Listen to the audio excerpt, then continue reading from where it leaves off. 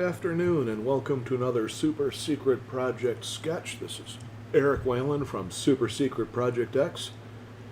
And it's been a hell of a week, hasn't it? We're not going to worry about that, but hell of a week. All right. Today, because she's got a terrible attitude and just, well, still freaking hot. I'm not sure.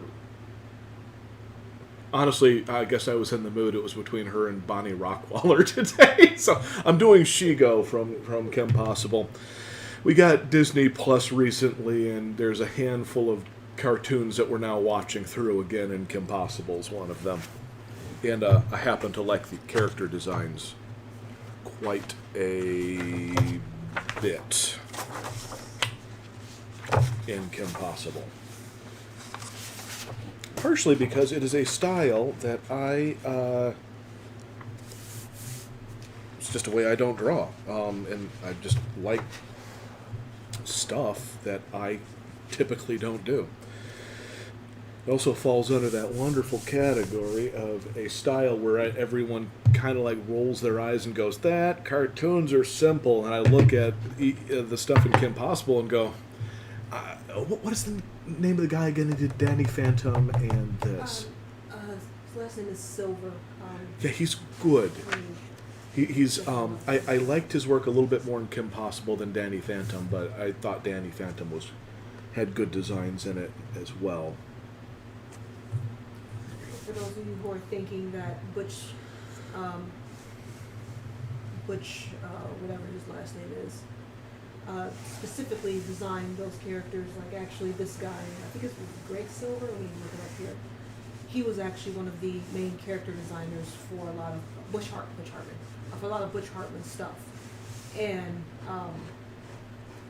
it's,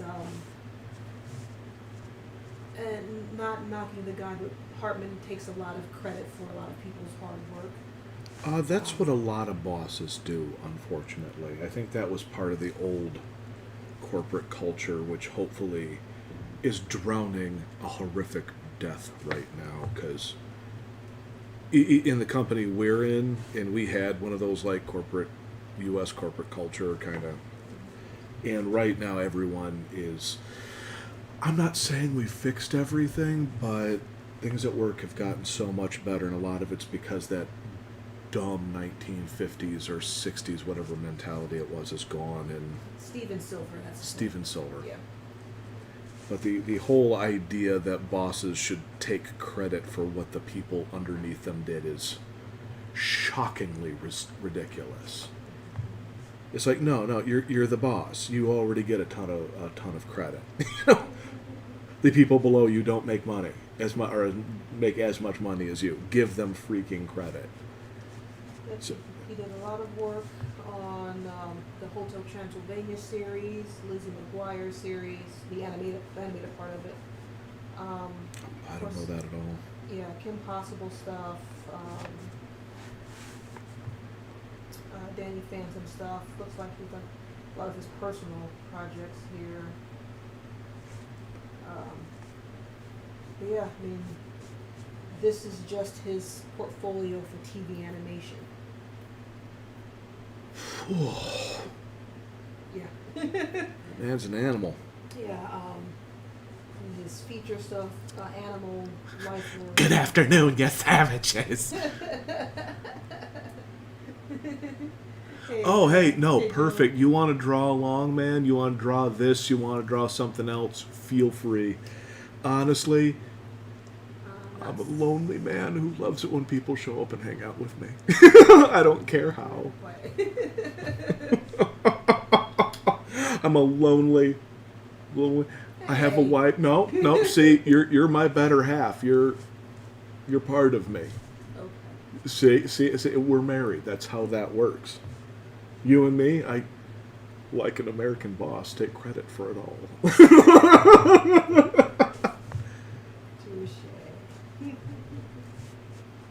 Yeah, I actually just recently ordered Steven Silver's book.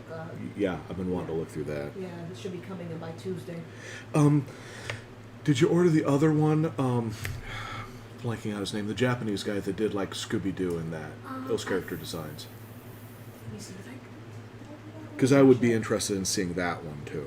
Um, Because I like all these cartoons from these different time periods and such, and I don't want to leave out the stuff today. I don't want to leave out the stuff from 60 whatever years ago. I don't want to leave it out because I think it's all great.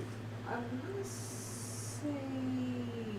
Working on page 16 of Amazonia number 7.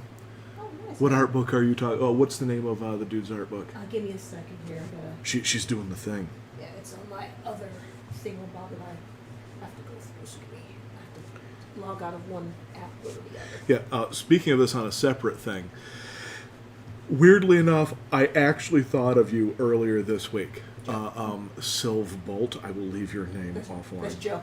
Oh, see, now you're using their now people know who he is. Oh, yeah. No, Anyways, I was working on one of my stories this week, and it's basically it's really ridiculous. It's about all these different races of space women, and one of the races of space women essentially are called Ursulas, and they are these massive muscled women, just total beef women. And I was just kind of getting riding out, blah blah blah. I'm like, all right, Joe's into that. That's right on. It's for you, Joe. It's for you, man. Here's an Ursula. One of these days, I'm actually going to illustrate them because I think they would be fun to illustrate. Because I'm not against like big, powerfully built women. I just don't. Actually, I have several characters. One specifically that's that way, and I haven't had a chance to really draw her yet. So I've been kind of looking forward to, like the current ones I have right now that I'm drawing are smaller, but they're like fit or they're fast but I've got one that's in one of the books I need to be editing here probably in the next 6-8 months. She's huge. She's just she can crush skulls between her thighs. She's a big chick, and these Ursulas are probably roughly about the same size, but probably taller. Yes, I did order that one. There was Oh, did you? Iwao Takamoto. Oh, what's the name? Iwao Takamoto is the guy's name. Okay, yeah. See, this is a dude I need to be getting into because for whatever reason, because I love the designs in Scooby Doo, right? Mm-hmm. It never occurred to me that I didn't know who did them. And then it's like, oh yeah, it's this Japanese guy. It was like I kept seeing Japanese names in all the credits. It just never dawned on me for some stupid reason. The book that we were initially talking about, Joe, is it's called it's like I think it's called How to Draw the Silverway or something like that. That sounds right. But something about drawing the Silverway. But yeah, this guy, he's a British character designer. Is he? Yes, Okay. he's British, yeah, and has worked. That would explain why the lines are so clean. I don't know. Yeah, I don't know. But he's worked on a lot of stuff because he did a lot of stuff on the animated Mad TV stuff. Like I said, a lot of Disney stuff, some DreamWorks stuff. But yeah, him and then Iwao Takamoto's book also will be coming in Tuesday. And yep, it's funny because Scooby-Doo is such an American staple. Yeah, but people don't realize that his initial designs along with a lot of other Hanna-Barbera stuff was actually a Japanese guy who just loved cartoons and loved American cartoons in general too. Yeah, that's the funny thing is the moment you said that, it sort of dawned on me. A lot of people make fun of Hanna-Barbera for quality issues, blah, blah, blah, but they were the ones that brought a lot of animation to American television from the movies, and they did that because of all the stuff they're made fun of for. All their little tricks, the repeating backgrounds, blah, blah, blah. They're just the stuff that allows them to get the job done.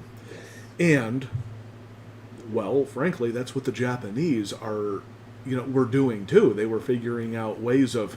It's like, if I hear another snob tell me that they're tired of seeing anime where the jaw isn't moving but the mouth is, I'm just like, guys, they have to get the job done. If you get a show where their jaw moves and the mouth moves and it does the whole like face squash and stretch stuff, great. But don't complain when would you rather the show not get made? Mm-hmm. So I'm like, yeah, just let it go. And so when you were like, oh yeah, it was a Japanese guy that did that, I was like, that's kind of awesome. Because I actually now, ever since you mentioned that, I was going like, I actually really need to get into this guy and know more about him. Because honestly, I don't. The book Silverway is what it's called. It's Techniques, Tips, and Tutorials for Effective Character Design. So it's literally him showing a lot of his breakdown processes and actually doing like tutorials and stuff and showing people how to do a lot of the stuff. So that's one of the reasons why also I got it, because not only is it a book talking about him and his style, it shows like breakdowns and character design and just a lot of really good information and all that stuff. And it's like 250 pages. Oh, I love it when you know. I hate it when you're like all set for an art book and it's like 70 pages, and you know most of it's just text about stuff you already know about. This is like, just show me the art, and then little bits of like primo golden text. You know, Yeah. where was that from? Which Universe Lineage book? Are you referring to the story that I am writing, or something else? Because unfortunately, we've been chatting, and I'm entirely Yeah, I'm blanking. I'm disconnected from that comment. So I'm not sure what you know. Yeah. Let us know what you're talking about, Joe. yeah, But he was. Let's see. Kimono. Let's look it up. oh, the Ursulas. Okay, Oh, okay. I'm working. Actually, I'm editing right now, and I'm doing short stories and stuff. I'm doing a series called, in this case, it's called Apocalypse 6, and it has two storylines in it. One is a pulpy Conan the Barbarian, Thundar the Barbarian kind of storyline. The other one is sort of a 1950s pulp sci-fi Dirty Pair kind of a series, where it's just hot, sexy women in space. That's where the Ursulas are from. I personally like I like this series quite a bit, but it's one of the series that I'm working on that is beginning, middle, and end. I'm probably going to do about a total of 3 books and a handful of short stories, and then it's going to eventually complete. It's a little cheesecakier and more exploitative than I normally do, a little sexier. I also want to. It's also like. This is going to sound funny, but it's like sexy and like body positive for just women, period. So even though like the main characters are like these leggy, booby, just ridiculously proportioned women, there's all these different kinds of female characters in it. And I went out of my way to go, well, this isn't fair. This isn't fair. Well, besides, it's also uninteresting to see one type of character. Again, not slamming Dragon Ball Z, but that's, again, a criticism I have is everyone are massive muscled. So what makes people special? When they're like massive muscle plus massive muscle on top of mass. You just get to a point where like, can I have a skinny guy? And so I decided that I was going to do a series where you have like the classically hot centerfold types, and I'm actually not judging. I think that stuff is awesome, but I see why people are like, really, this again? And then I was like, oh, well, it needs different other types. And then I decided that one of them should really, because I've known some girls that are that big, well, nearly, and then I've seen photos of girls that got even more muscular and big, and you're like, wow. And again, it's not necessarily exactly my thing, but I don't poo-poo it. I go like, I'm impressed. I can totally see why somebody's like, you're like, even to the point where is she a little, it's like the guys that are into women who are a little masculine, and the guys that are into girls who are super pink lipstick feminine, and it's just like, the guys that are into plump, the guys that are into skinny, none of them are wrong, and all these women are beautiful in all these different ways. I fully admit, I had a very slight little girl crush on Zap from like American Gladiators, because she was like thick, boom. Oh, what was the one thing we were watching? It was like American Gladiator. No, it was like the tag game. Oh, Ultimate Tag. Ultimate Tag. Yeah. There's this one lady on Ultimate Tag, and they're usually parkour, but they call her Iron Giantess, if I remember correctly. And I literally went, wow. And she's a big chick too. She's much bigger than the other girls, and she's nowhere near as fast. But But she has reach. she's like over 6 foot or something. She looks huge, and yet I'm going like that. She's a pretty lady, and plus she was thick. I mean, she was like crush your skull thick. I was like, wow. So believe me, I'm not judging. I'm going like, eh. She sure wears big stockings. When you just explained Android 18 evil.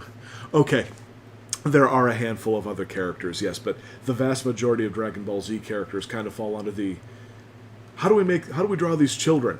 Make sure they're beefy, just as beefy as the adults. And I go like, but no, you're right. There are a handful, especially some of the funnier villains, and you get like Boo, which is all pudgy and stuff. Okay, yes, not absolutely, but there is a large percentage of these characters that are just. It's like I'm not exactly judging Dragon Ball Z. It's just it to me it felt like because the character designer, Akira Toriyama. I think that's right. Yes. Akira Toriyama, he is an excellent character designer. I'm not judging. The guy's a legend. I just, like, for example, like in Dragon Ball, I liked it when there were a wider variety of character types. And then when you got to Z, like, everyone was, like, superpower Studley, with a handful of exceptions. I was just like, I just wanted a little bit more variety is all, is my primary... Well, I mean, he showed what he could do with, was it Chrono Trigger? The one game? Yeah. That was, the designs of that were really neat. And then, what was it, the one, Dr. Slump? Dr. Slump, and my favorite of his when it comes to like the fighting stuff was Tobal #1. Yeah. I liked Tobal #1 because you got a wider variety, and some of it really looked like Dragon Ball Z stuff. But it also just sort of had this nice kind of. There were smaller characters, there were bigger characters. The robot he did, Hom, was my favorite. So don't think I'm judging the dude because he is a legend, All right, I have to take back my initial thing for Takamoto, the designer. I thought that he was from Japan. He actually was born here. He was born in Los Angeles. His dad was immigrated from Hiroshima, and yeah, they actually when Pearl Harbor got bombed, he and his family actually got yanked into one of the internment camps and actually stayed there for the entirety during World War II. And it was during that time he actually got illustration training while he was in the camps. So that's where he actually got started. Yeah, and I need to know more about this dude. That book that's coming in. Hopefully we'll be able to have a good read with that. But he basically started with. He basically started at Disney. That was like his first major job was Disney. Wow. And then he left Disney to go to Hanna-Barbera. So because he actually worked, he was an assistant to Milk Cow. Wow. If you don't know, Milk Cow was name's familiar, he's but one I'm of the not. original 7 old men of Disney. Okay. Or was it 9 old men? Sorry, the 9 old men of Disney. And he was one of like the major animators when it came to movement and weight and like the real squash and stretch and like weight shifting and no, not that movement was okay. The Jungle Book, for example, Shere Khan, when he would do the head wiggle, that's Milk Khan. Okay. Like if you see characters like in 101 Dalmatians, the characters don't do this thing like that's Milk Khan. Okay. Yeah, that was one of his signature moves. And so him being an assistant to him, that's amazing. Wow. But well, but that's what I'm saying about why I don't like it, why people make fun of Hanna-Barbera, because they were like, oh, they're cheap, they're blah blah blah. Because I've heard that, and I just go like, that's not fair. These guys actually really knew what they were doing, but they had to shave everything down to be able to get it affordable onto television, and yeah, you know, Yeah, he worked on. He was an animator and designer for Cinderella, Peter Pan, Lady and the Tramp, Sleeping Beauty, and 101 Dalmatians, and then left that in '61 and joined Hanna-Barbera, which he was a character designer for Scooby-Doo, the Jetsons. He designed Astro and Penelope Pitstop, and then he was a producer and supervisor for Addams Family, Hong Kong Phooey, and Jabberjaw, and then he directed Charlotte's Web and Jetsons the movie. And then he was vice president of creative design at Hanna-Barbera for a good chunk of time, up until like, let's see, in '96 he received the Winsor McCay Award for Lifetime Achievement, and then 2005 received the Golden Award from the Animation Guild to honor his more than 50 years of service. And then in '96 he became the vice president of special projects for Warner Brothers. And he passed away in 2007. oh, you look pretty good.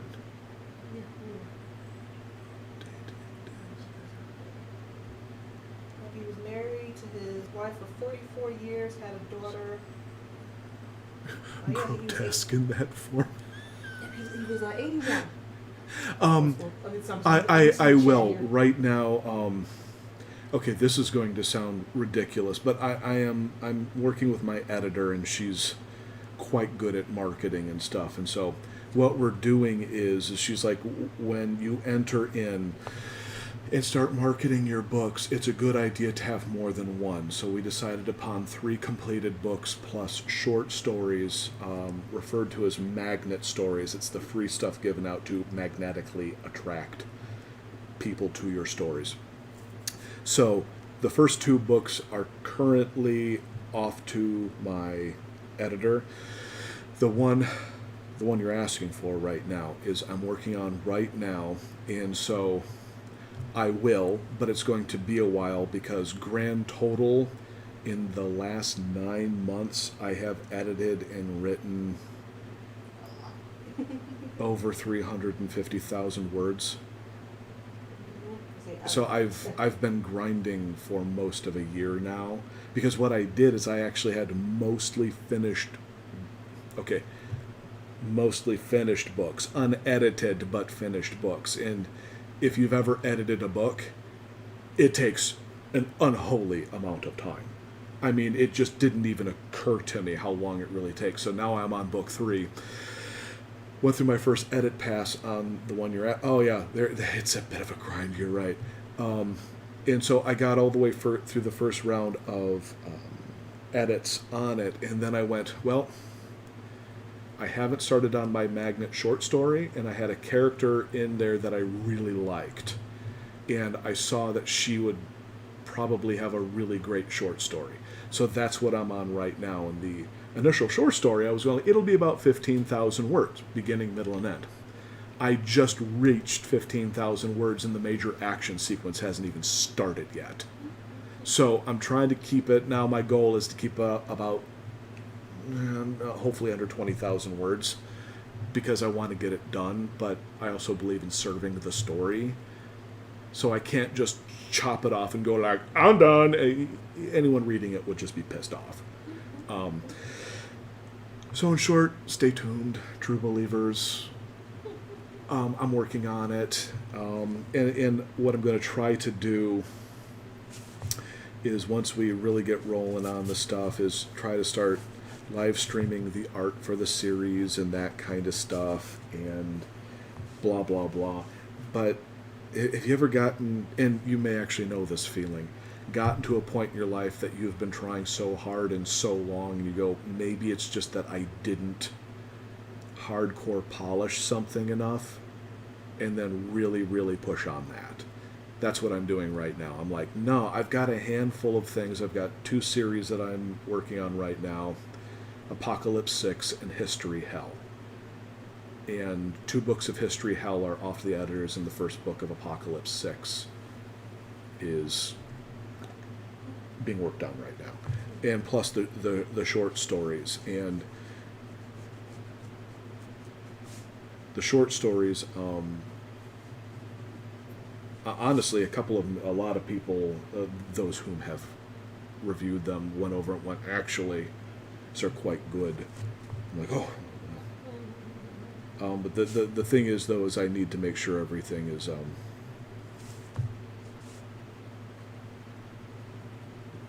crossed T's and dotted I's and all that. And I want to get the books out, the e-books out.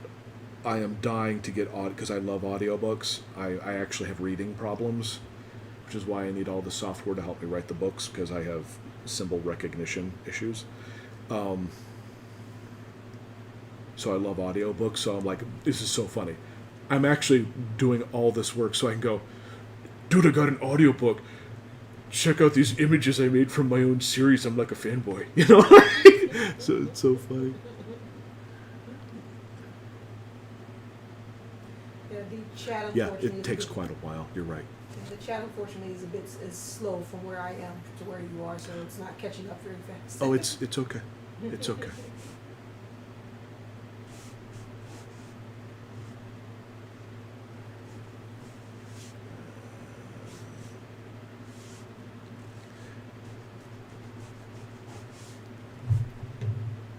Shake out.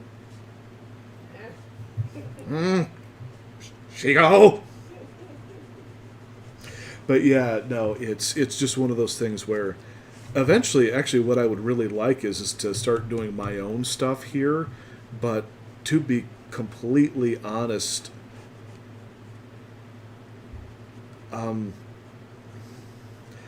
nobody cares about my stuff currently. They care about other stuff. So this is my attempt at producing something, so hopefully somebody cares about my art. It's so convoluted, it's ridiculous, but I've got more than 20 years now to prove to me that nobody's going to care about my art no matter what I do unless it is attached to something that they care about. For whatever reason, art seems to be, unless it's porn, completely separate.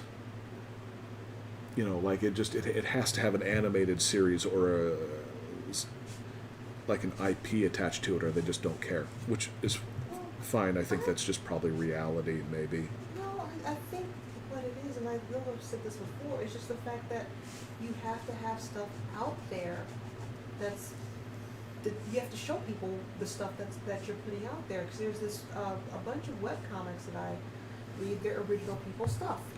Yeah, and those webcomics are those things that people are seeing. That's what I'm talking about. That's what I'm trying to do. See?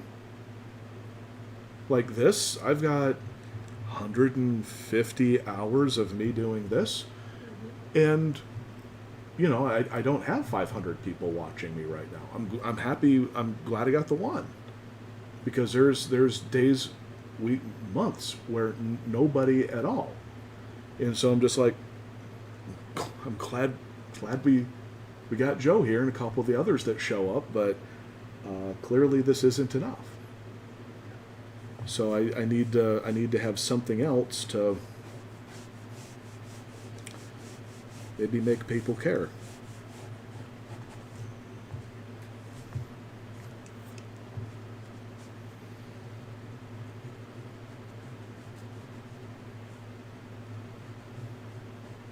Because I wish I had time to do a webcomic. Those are not fast to create, and I unfortunately just, man, actually that would be, I could actually probably even get into that if I had time, but I don't. Being an adult sucks. Oh, it depends. Well, you're right. It's being an adult with a job that you have that doesn't allow you to do what you want can kind of suck. The thing is, if you had the time and that was your entire thing, because I got plenty of artist friends who this is literally their full-time thing. So Yeah, it's like, which is great, but I don't know how to do that. I don't know how to make that. That's what I'm trying to do right now. Yeah, and is- that's what I'm saying, like it's, there, we are trying to get where they are. That's all I'm saying.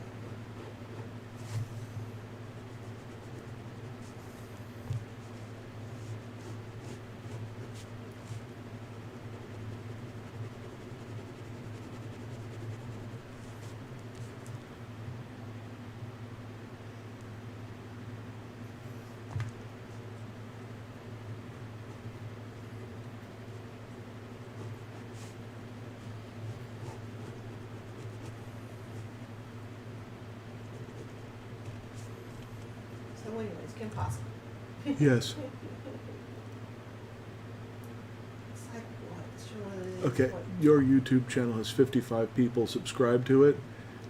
You deserve a high five because mine does not have that many. So don't feel bad. I think I've got about 56 on Twitch. Actually, I'm getting more people on Twitch, which is funny. Like, I'm not saying every week, but every month I usually get 1 or 2 people on Twitch, but then virtually nobody shows up. But I go and I check like these videos, and then like the next week, like 8 or 10 views have happened. So they're like checking out my stuff later, which is awesome. You know, so I'm totally happy that's happening. And to be fair, I suck with people, so maybe that's better that way. Like, people would show up and start doing a bunch of internet meme stuff, and I can't help it. I'm approaching my mid-40s. I just don't know all this stuff anymore. You know, I just don't. And so I'd end up sitting there going, like, do people still say the bomb? You know? I'm just like, I don't know. I'm like, Yeah, I know. There's lots of videos of lots of art streams that I watch, where I watch them. I don't watch them live.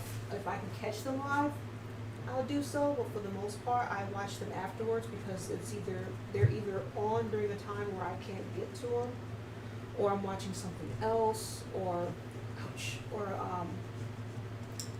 yeah, I'm like, oh, they got a new stream up. Let me watch it.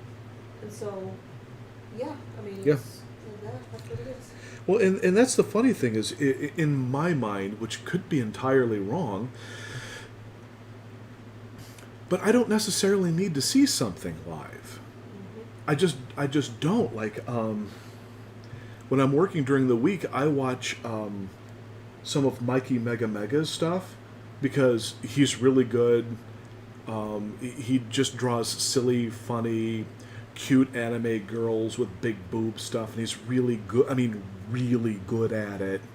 And you know, he's kind of funny, sort of just a nice, sweet guy, really. But I could have turned his stuff on because he's on Twitch. I could have watched him live, but I typically kind of just go like, you know, I'll just catch his stuff later on YouTube because I don't need to see it live.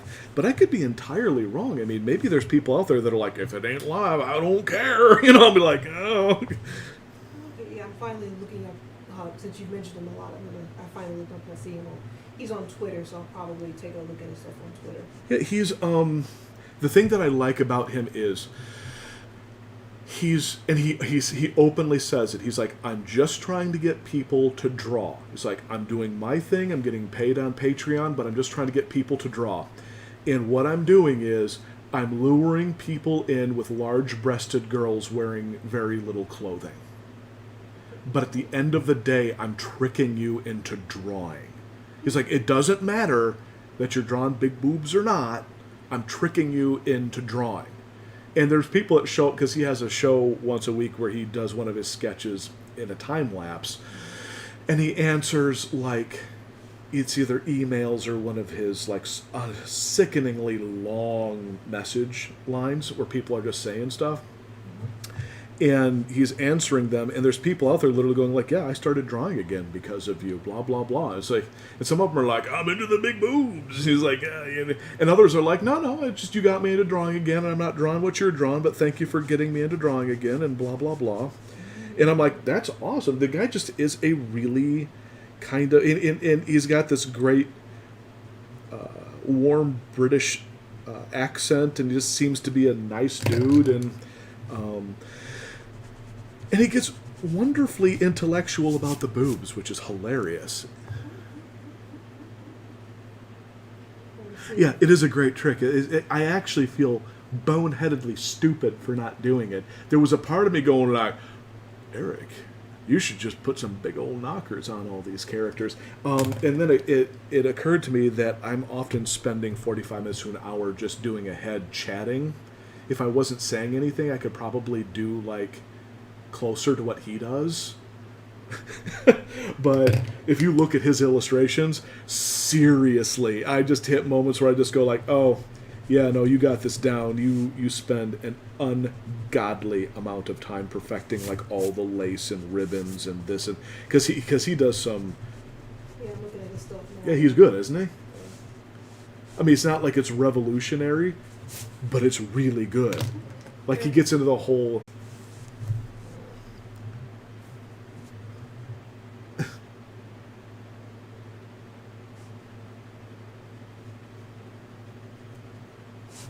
Yep. He just lost Twitch.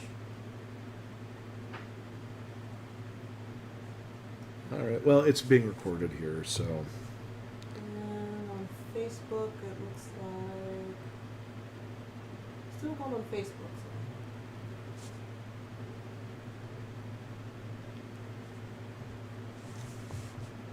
Wait. Just pop back up.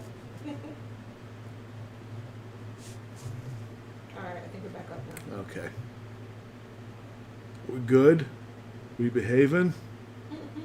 Good. Lame. Well, I noticed. I since hate we- Comcast. I wish since they we- get their act together. Well, I noticed like since we got the new stuff, it has been dropping a little bit. Yeah, but Yeah. that's one of the worst drops we've had right Yeah, there. I know. I wonder if it's because it's supposedly like a super upgrade that we got. I wonder if our Super upgrade. Oh, I don't know. They're not watching sports. Maybe they don't need. Just give them the same service, but charge $10 more for it. And say it's super. Well, it's actually cheaper than what we had before. So, but it doubled our speed and all that. So I wonder if our core routers honestly. Okay, I'm sorry. I don't know No, what you just said. I was thinking if maybe our router can't handle the speed that's coming through. 'Cause it's designed. Yeah, but it should still handle the normal. Yeah, I was saying. Stream stop. Yeah, hopefully it's back up again.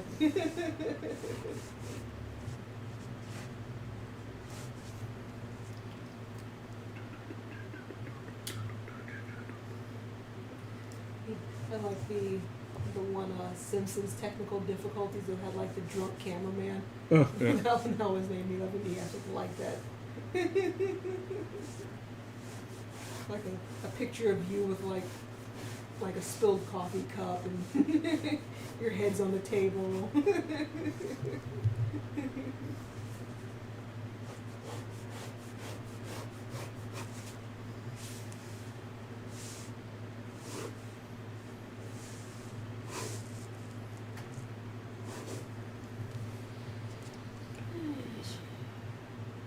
That's what I love about the sort of the Kim Possible sort of style. It's just exactly not what I do. Mm-hmm. So it takes me a little while to figure out how to translate some of it. Which is actually awesome because it makes me do stuff that I don't normally do. Twitch head you. Do you want to talk for a few minutes, which was I hate talking. Well, now I could actually agree with that, except that on our end it was saying that we were disconnected. So I'd like to blame the whole anti-boob conspiracy. I actually don't understand why people find breasts so offensive. I actually think they're one of the most wholesome, beautiful things. Like, symbolically, they're all about nurturing and warm, huggy squeeziness. I mean, I just don't get why people are so uncomfortable with it, but Because they're whatever. prudes. Because people are prudes and will get angry at the slightest inclination because they're not comfortable with their own bodies. have to judge everybody Well, else. maybe they should get to love their own body.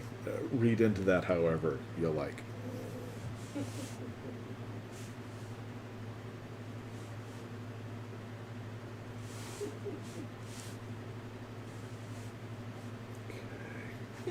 We're gonna rewatch the stream later on, and it's gonna replace all the boob talk with like puppies or something like that. There's just a "Arr!" and like a little puppy pops up. That's gonna be like, yeah, like drawing big puppies. Oh, like which would even make it even worse. oh, it's funny because Mikey Mega Mega early on was drawing in the nipples on his YouTube live streams, Yeah. and he got banned. Yeah. So now when he's drawing his stuff, he just puts in, it actually works just as well because it's a construction thing, so he puts in the cross that follows the contour of the shape, so you can, it's actually very useful because you go, oh, I can't see how you did that, and you can see how it's put together. But then you just go like, he's like, okay, now I'm going to I'm going to go in and put in the gumdrop. You know, so I don't get in trouble. It's a gumdrop. And you just go like, and he's like, it's stupid, I know. And I'm like, it is stupid. What the heck are they? Why does this matter? For God's sake. Gotta make sure we don't offend anybody with a ancient symbol of warmth. Well, not like that, but something that everybody has. Men have the male equivalent of it, for God's sake. It's Yeah, I'm saying like in, they're there, and it's like, so. yeah, it's exactly right. So what? It's not our fault that you Have can't. a That problem. You, yeah, that you can't get it out your mind that it's a human body part. Well, I'm just thankful we didn't, end up with a different, like, prudish obsession, like, what was it, Victorian, you couldn't show ankles? Oh my god, ankles? Or bare necks, like people would get all hot and bothered when they saw an ankle. What if we were like that? You couldn't even draw people running. Ankle, oh, ankle. Oh my god, stop. Just stop. I can see with genitals. I just can't. I'm like, okay, I can see that. I don't entirely agree. I somewhat agree because maybe you don't want your kids seeing it. Okay, we can not do genitals, but everything else, I'm just like, really? Yeah. Like, you show everybody an image of what Michelangelo's David, and there's no censoring on it. How is that any different? Yeah. Oh, it's in marble, and this is the snooty high. It's art. It's quote art unquote. Of course, it's art, but that doesn't mean that it doesn't make any sense. Well, I know people who wouldn't even let their kids see nude art. And from what people say, there is an actual difference between nudity and nakedness. And Yes. yeah, and I've seen people who would not let their children look at nude art and stuff, or art that depicts nudity, even like the classical Renaissance stuff. And it's like, why? It's like, so when you like give your kid a bath, do you cover them with fig leaves? Yeah, I don't. Like I said, to a very limited degree, I get it, but beyond that, I'm just like, because it comes off almost like a mental illness at times, where I'm just going like, oh no, it's fine. You should raise your kids however you see fit to raise your kids, but why is that spilling over onto the rest of us? We don't have kids. I mean, and if we did have kids, I would be like, hey, little Timmy, that's a nipple. And guess what? He's probably not going to burst into flames. But he'll probably burst into laughter because we sit there and crack jokes. Oh, yeah, because I'd make funny noises when the nipples show up and stuff. It's like, stop it, people. Alright, she'll ask. The question of a lifetime. Why is it okay for males to expose their breasts all the time and not offending people in general? But as a female does it, it's met with all sorts of offense. Gender bias, societal norms, fetish shaming, the world may never know. How about a little bit of column A, B, C, D, E, F, G, H, H? Honestly, Well- it's because, well, at least from American society, from the old idiotic puritanical thoughts and all that BS. I mean, because you look at, which is funny because the Puritans, of course, came over here because Britain was too strict for them, or Britain was too lewd for them, and so we got the Puritans over here. Actually, I heard a different interpretation that's even worse. The people that came over here were so uptight that the other countries were sick of them. No, that's the reinterpretation that I've heard, and I kind of go like, wait, are you telling me that the UK and France and Germany and or all these various Puritans and yada yada, and the ones that came over here that were looking for freedom because they were sick of everyone else's more liberal views of things? That's what I said. It's like it's so you're like, that's what I said. The Puritans that came over here, they were tired of everyone else's lewdness, so they came over here. That's exactly what I said.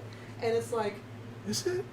Yeah. Oh, this is what happens when I'm sketching. I'm not fully. I think you probably heard my first version, which I got it accidentally reversed, and then I corrected that's probably myself what on the happened. second round. But yeah, it's the fact that these folks are just. So we got the maniacs coming over here. Yeah, we got the repressed. And I mean, because if you look at Britain nowadays, I mean, even back They're in more like liberal than we are. The 50s, well, especially the 60s and 70s, I mean, they had topless people on like primetime TV and crap. I mean, Benny Hill cracks me up still to this day. Monty Python has nudity in it. Yeah. And they actually were like, yeah, this is lowbrow stuff, blah, blah, blah, but it was still allowed on television. Yeah. And I mean, you look at all the other countries, like look at France, I'm not too sure. Well, no, Germany, same thing. Look at Japan. China, not as much. But, Well, yeah. it's like, oh, what is her name? The doll that Barbie is based off of. Oh, Yeah, basically she was like this little, I can't remember if she was French or German, I want to say German, but she was basically the European version of Barbie, before Barbie, and she was like this, like, loose, sexy, blonde lady, and the doll wasn't for, like, kids, it was for, like, dudes that were like, dude, look at my hot, slutty, blonde doll. You know, and I forget her name. I thought she was like Swedish or something. Maybe I might have the wrong country, but that's what we based Barbie off of, was this doll.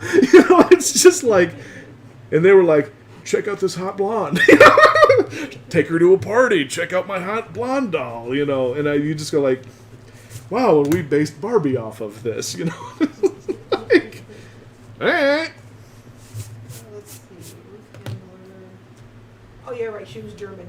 During a trip to Europe in 1956 with their children Barbara and Kenneth, Ruth Handler came across a German toy doll called Bill Lilly. So, yeah, she was German. The adult figure doll was exactly what Handler had in mind, so she purchased 3 of them. She gave one to her daughter and took the others back to Mattel. The Lily doll was based on a popular character appearing in a comic strip drawn by Reinhard Buchen for the newspaper Bild. Lily was a blonde bombshell, a working girl who knew what she wanted and was not above using men to get it. The Lily doll was first sold in Germany in 1955, and although it was initially sold to adults, it became popular with children who enjoyed dressing her up in outfits that were available separately. So there you go. Yes, you were right. You were German. You were right with the German. I knew it was either German or French, but I also wasn't. Okay, wasn't sure. I was like 90% sure. I was like, it was very European, you know. Yeah. But yeah. We keep talking about how land of the, home of the free, land of the brave, blah blah blah, but don't show a nipple. You know, you're like, what? Okay, sure, this makes sense to me. Personally, I just look at it very simply. If there's equality between men and women, that means that men's chests are just as sexy as women's chests are. And oh, by the way, to some people, they prefer men's chests to females' chests. So it's like, it's this bizarre double standard where it's like a dude with big muscly pecs and blah, blah, blah, hairy or however you like it. That's just as sexy to some people. Well, So basically, we created a society where only one small group's people of preferences has been said, this is what this is, and everyone else's preferences don't count.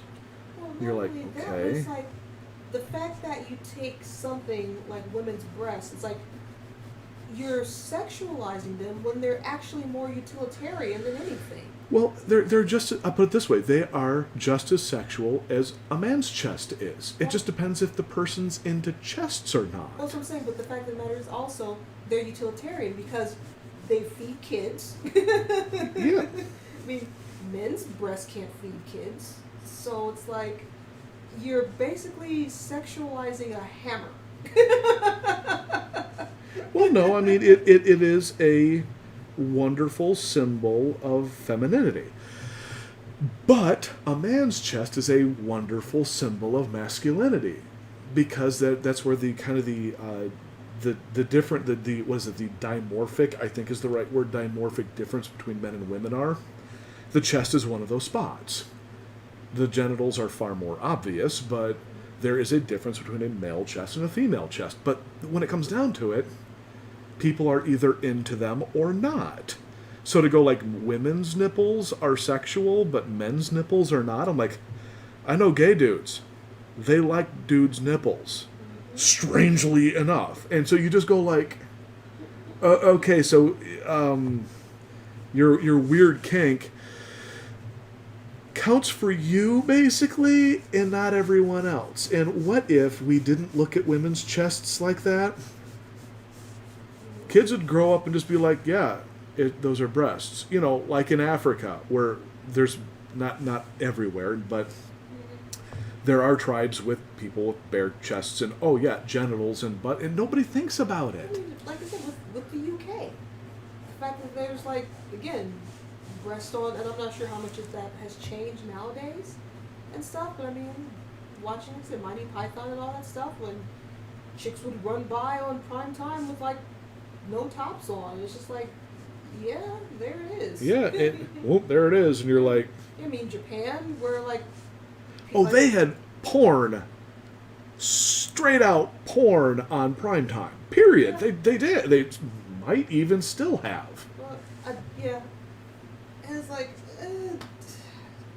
well, that's what happens, and it's like I say, they have just this puritanical society, and Yeah. unfortunately, it's based upon this like super uber Christian thing, and it's like, and this is coming from a couple of Christians. It's just like, Yeah, I'm actually at a point where I just go like, I don't get it. I don't agree with it. This stuff is, I'm sorry, it's not in the Bible.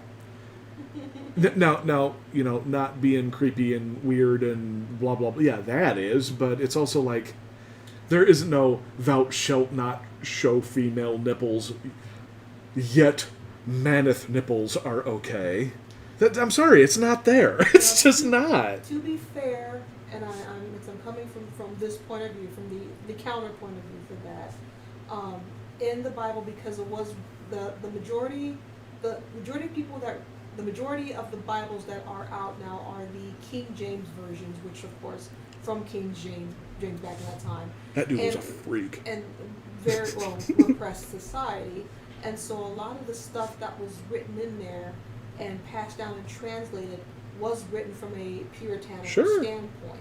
And so when it Getting has all things creepy up in there. yeah, when it has things talking about women can't do this, women shouldn't show this, women shouldn't do this, and all that. In That's a your sense, that point of stuff view, bud. is in there, unfortunately.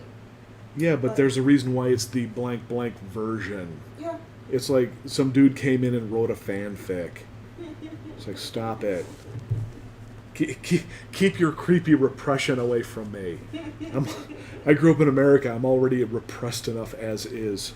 It's actually funny. I actually look at it and I just go like, the more repressed a group is, the more I expect the freak to come flying out. Absolutely. It's like, people go, why do the Japanese create this crazy hentai? I'm like, they're a repressed society too. They're just repressed in a slightly different way. And you want to know why they get freaky crazy?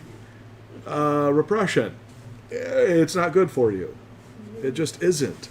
When you have a society where it's like they don't have the this is going to sound bad, the Christian shackle of repression. In a No, sense, it's about right. to hold them down when it comes to body images and stuff like that. But yet they still feel that they have to censor stuff.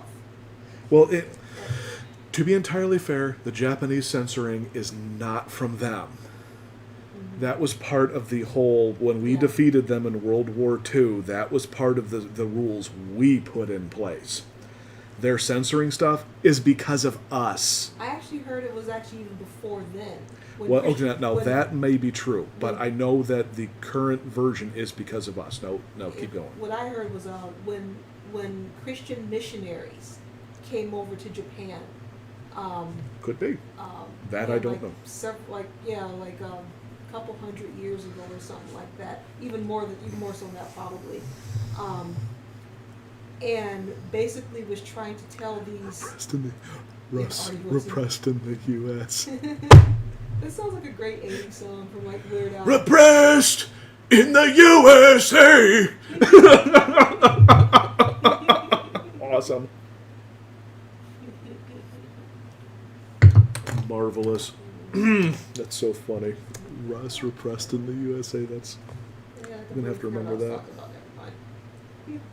But no, you're right. It's just like Oh, that's what I was talking about. Yeah, the missionaries that came over and they basically started trying to convert and show them the stuff that they were doing was wrong. Because it wasn't only for the. because we have to fix them. It wasn't only about like a lot of what in their eyes were immoral, but also a lot of when it came to a lot of the homosexuality and stuff. They basically were just telling you're wrong. This is horrible. You're going to burn in hell. And so a lot of Japanese people started converting over and started getting those mentalities. And so I don't know how They were in the minority, though. how throughout. I think it was Catholicism, if I remember correctly. Yeah, like I said the Christian. The No missionaries offense to that came Catholics. through. But yeah, and so just throughout the decades and all that stuff, and then I'm pretty sure that probably had a lot to do with the modern sensorization that we were just talking about. and Well, stuff, sure, so. yeah. Sensorization. Is that a word? But yeah, it's just I don't know. To me, it's just like if no one's getting hurt, leave people alone. I just think it's that simple. You know, because when somebody steps in and goes, "You realize being chubby is immoral," you're like, because I've heard people say that, Yeah. and you just go like, you realize you sound nuts. I mean, I'm not saying people shouldn't be healthy and maybe drop a few pounds. I've been trying to drop a few pounds for a long time. But when you bring it into a moral thing, it's like, really? Where'd you hear that from, there, Sparky?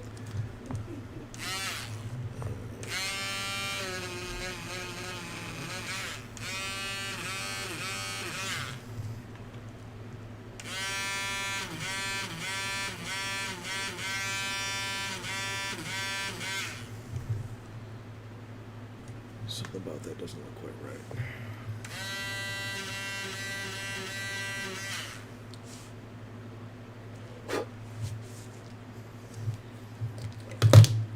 But yeah, just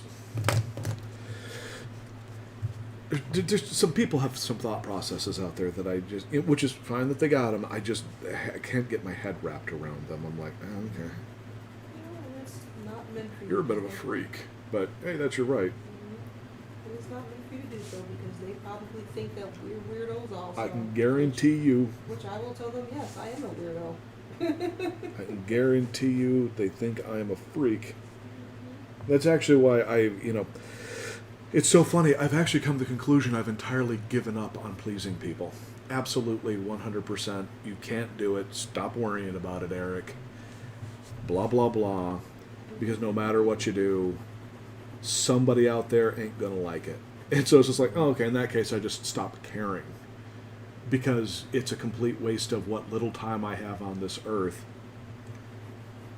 worrying about pleasing what could actually be a crazy person. There's a great saying I ran across a couple of years ago, and I actually wrote it down. It says, you will always disappoint somebody when you do what's best for you, and that's okay. Yeah. Because if you're always doing what's best for others, you'll eventually disappoint yourself. Yeah. Well, there's the Eleanor Roosevelt line, which is my favorite. I can never quite remember it entirely and properly, but it's, you're never going to please everybody. Just do what is right in your heart, because you're damned if you do and damned if you don't. It's something like that. It's one of the most truest things, period, ever said. And you just go like, yeah, it's right, because no matter what you do, you're not this enough, or you're not that enough, or that's too bad you didn't do it quite like this, or oh man, blah blah blah that. You get to a point where you're going like, it doesn't matter. No matter what you do, it's never good enough. It's never this enough. It's never that enough. It says, do what you feel in your heart to be right, for you will be criticized anyway. You will That's be it. damned if you do and damned if you don't. Yeah, it is one of the wisest things I've ever heard any human say. Yep. And when people are like, well, what about this? Don't you want to please this person? I'm like, no. Why? Now, if I do, great. That's fine if I do, but why? Yeah, that's it. My question is why? Are they Yeah. are they important to me? Are they too important? It falls under my usual thing that I usually say. Have they ever sent me a birthday card or wished Yeah. me happy birthday? No. Okay, then why do they matter? In Yeah, my why do life? they matter to me? Yeah. And that's without being mean. That's just no. Why do they? Yeah. Well, but these people from this group think this. Shouldn't you think this way? Why? Why? No, I want an actual answer, and I want somebody to actually tell me why. That I actually stop and go, oh my God, that's changed my mind. It has not happened once. It's like, well, the fans think this. That's great. Let I us- don't agree with that. I agree with that, but I don't agree with that. So why? Well, shouldn't you like what they like? Why? Sometimes I do. But that isn't the goal. My goal isn't to make sure people feel good about, themselves. My goal is to try to make things that if somebody feels good about themselves, or they like this, or they find that, they get entertained and blah blah blah. Great. But I can't make a universal thing. I would be like the first person in history to do it. I would. I would be rich. And I'm not. And I'm not even going to try, because I think that sounds like crazy pants stuff. It's like Crazy Pantsville. It just sounds nutty. You're going to create something that everybody likes. Not possible. It's like, for example, I'm going to get the name of it wrong. The Amazonia stuff that you're working on. You're doing the right thing working on that stuff, because you found something that you like and you're doing your thing. And by the way, I'm not pointing to everybody out in TV land. I'm pointing at Joe, our buddy Joe here. And the point is you found the thing you like. You're doing the thing that you like. You're going to find other people who like the thing that you like. I won a character design competition years ago in 3D modeling. It's the only thing I've ever won. And it's actually a design from the Apocalypse 6 stuff that I'm doing. And one of the characters is Jessica Rabbit-esque. So she's got like the big poofy lips. I like the big poofy lips. I also like all sorts of other kinds of lips. But with this character, big poofy lips was the way to go. And everyone's like, well, there was a number of people like, well, I would have liked this, but I can't stand that big poofy lip thing. And I was like, okay, then don't look at it. Yeah. Like they were expecting me to fix it. I will never understand. I don't know why they people's- thought that. People, the mentality, the thought process of a person. What goes through their mind when they type something or put something out there like that? Oh well, this is cool, but I don't like this. It's like, well then. All right, then don't look at that. Yeah, I can understand critique. Critique is Critique good. is important, but Yeah. most people aren't critiquing. They're just That's- spewing their opinions. That's it exactly. There's a huge difference between that. It's just like, okay, well, why don't you like it? Well, I don't know. I just don't like it. Well, then that's not a fair critique. That's not a critique. That's just a you being a jerk. and maybe they have an actual reason and they don't know how to put it into words. But if you can't put it into words, I can't do anything with it. Because maybe you actually have a point, but because you can't put it into words, I can't tell I can't turn it into something useful to me. And those folks just never had a kiss from a real woman. Well, it's like back in college when I was doing characters, and I was some of the characters were big chested, and the criticism was, well, you can't draw women like that because women don't have big boobs. And I'm like, no, correction, not all women have big boobs. And further correction, on a personal note, I have to note that you don't have big boobs. My girlfriend / currently wife has them big ol' hooties. And I've met women with big ol' hooties. Now, is that all women? And does that mean as a qualifier that large breasts are the best? No. Though some of them are amazing. But so are some smaller ones and this ones and that ones. They're all character elements. So instead of it being like a criticism that I could take, why doesn't this work here? All I got out of it was either that person doesn't like that, or they are personally offended or threatened because... And look, small breasts are great. Long legs are great. Short legs are great. Straight hair is great. Kinky hair is great. Light skin is great. Dark skin is great. Abs are great. Poofy belly is great. It's like, give me a reason specifically why this doesn't work. I just don't like it. Okay, that's your right. I can't do anything with that. I literally cannot do anything with that. I prefer Shigo as if she's bulimic. I can't do anything with that. That's great. You want a super skinny Shigo that has a eating disorder?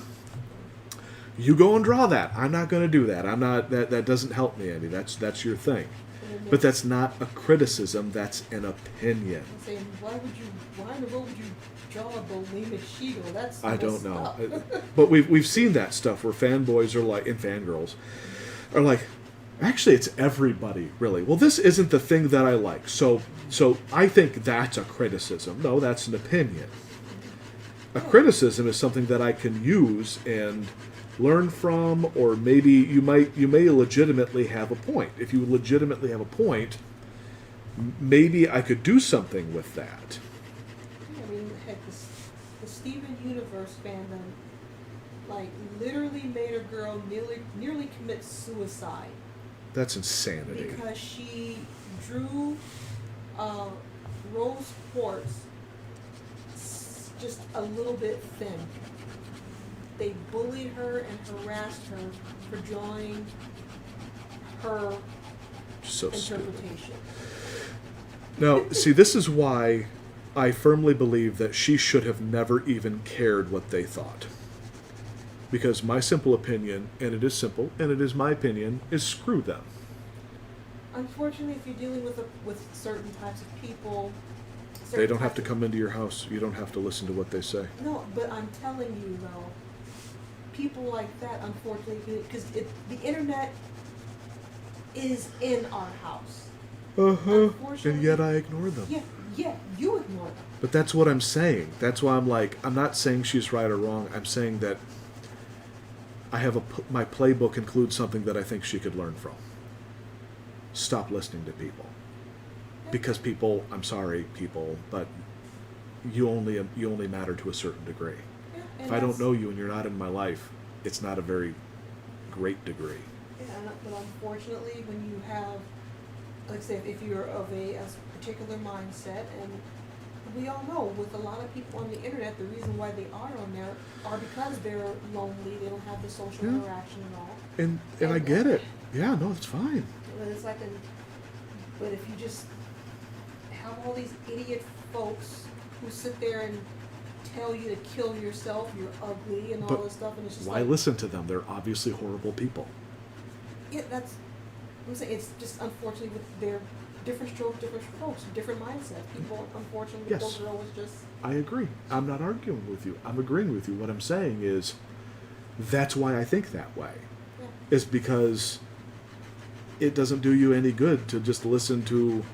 And here's the funny thing. People for years are going like, Eric, you're sounding paranoid. I'm like, turned out to be what is known as bots.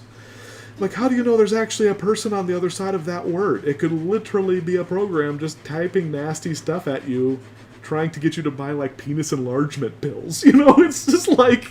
Or an actual person who gets paid by an engagement to sit there and just be a jerk. Be an to you. awful person, Yeah. yeah, just to troll you to make themselves feel better. Mm-hmm. And they're not even sometimes saying what they actually believe. They're just being jerks just for the sake of being jerks. Yeah, Meh. we actually had a friend who did that. He would actually go onto various forums, and even if he agreed with the stuff that was on there, he would offer a counter opinion just to mess with folks and watch folks go into chaos. Which I'm just like, I never cared for it. he's a good guy, but that was his old personality. He's grown up quite a bit since Yeah, then. yeah. Yeah. But still, the point being is, it's just like, don't listen to people. Find people that you respect and that add to your life. Then you can decide to go, I might listen to this person or not. But people in general, it's madness just to listen to just people. Because you don't know where they're coming from. You don't know if they have, you know, a good intent. You don't know if they're going to actually add to your life. And if they are taking from your life, remove them from your life. That's not being cold. That's just, you only have so many days on earth. Why are you filling it with people who are going to be nasty and awful to you? Period. That's not me being a dick. That's me just being like, this is, why are you bothering? Why are you bothering with this? They're awful people. They can go away. Which I hate saying it, I've unfortunately had to remove people out of my life, and I didn't want to do it, but I have. And life did fortunately get better, but unfortunately it was like, gotta get rid of some of these people. They're detracting, unfortunately, which is a real shame because I, liked some of them, but if they're taken from your life, they're taken from your life.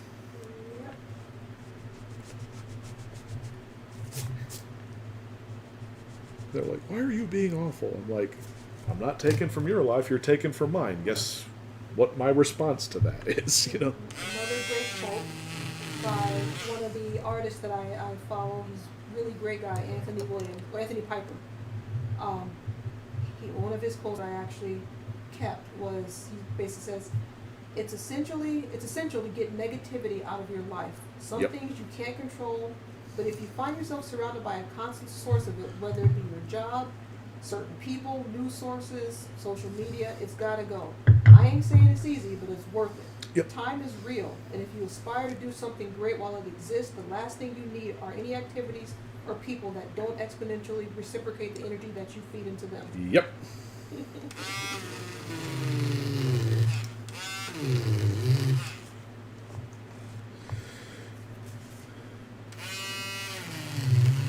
This sketch actually went pretty long.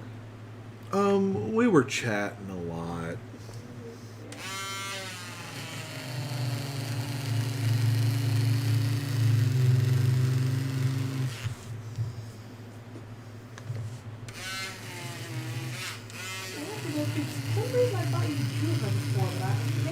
I may have. I may have. I didn't recall drawing her before. Yeah. And kind of felt like doing a Kim Possible character. I started with Bonnie, and then suddenly I couldn't find a model sheet for her, which was bizarre. No, because I found like all sorts of other characters that were nowhere near as important as she was, and they popped up like that. Maybe people don't like the mean character like her. I mean, she's a cool, mean villain. Bonnie is just mean. Yeah, but that's actually what I actually liked about her. They created a like really good mean girl character, which I might actually do her later. I always feel bad for thinking she's hot. I don't know why. I can't get that out. I just go like, God, she's hot. She's a hideous person. And honestly, I think part of it is because she does the Daphne, where she puts her hands behind her hips and she's always thrusting her hips out. I've always hated that stance. No, I can see that, but it's also a great stance. It's got like a lot of like wonderful, silly cartoon history to it. And that's like one of her standard like poses is she's basically shoving her crotch at the other person all the time. And she's just like pointing it at them, and I'm going like, and then she's being nasty, and you just go like, she's awful. And I'm like, I can't stop like paying attention to her because she's hideous, you know. It's like they created this wonderful Mean Girl character, and you just go like, and it's not that I'm into Mean Girl characters. I'm like, no, it's just, if you need a Mean Girl character, you point at that character, go, look, there's a good example. I mean, she's like one of the best examples I can think of in any series is the Mean Girl character, and then the moments where she kind of like sees how awful she is. There's actually these wonderful like little like expressions that they gave her, going like when she realizes that she's taken things too far. You can actually see it on her face. You know, like there's these like, it's just I like how they did that, like these wonderful condescending expressions and Mean Girl expressions, and then when she's surprised, like that nasty look suddenly shifts into like an actual like blinking, like, oh wait, what? And, you know, she's for some reason fascinating. Like Shigo is like a mean girl / brute / she's kind of cool, and I like how they did that with her. You know, like Kim Possible, I love her because she's a great action character. And she's also legitimately a jerk from time to... There's just some... I'm using a slightly different word than I would normally use. Because there's moments where you just go like, no, that wasn't cool, Kim. Or, oh, you're kind of a jerk, Kim. Like, why would you do that? That's just a hideous thing to do or say to somebody. And then later on, she's like, oh, I kind of did a bad. And you're like... Yeah, it's kind of awesome that they took these characters and they made them wonderful little examples of like these archetypal characters. And Bonnie is a horrible person. That's why I like that character. I'm like, you're just a horrible mean girl. Oh, it's not bad. It's not the best I've done, but it's not bad. It definitely took a while doing it, that's for sure. Yeah, like I said, it's actually went pretty long. This is like over an hour. 15, 20 minutes? Probably shouldn't have been chatting so much, but what you gonna do? All right. Yeah, it's not bad. Anyways, everyone have yourself a good day. Everyone, Joe, but everyone else out there in TV land that joins us later, have yourself a good day. We will catch you. Pulls up? Yes. We're gonna do the thing. I'll do it right now. I'm being pushed.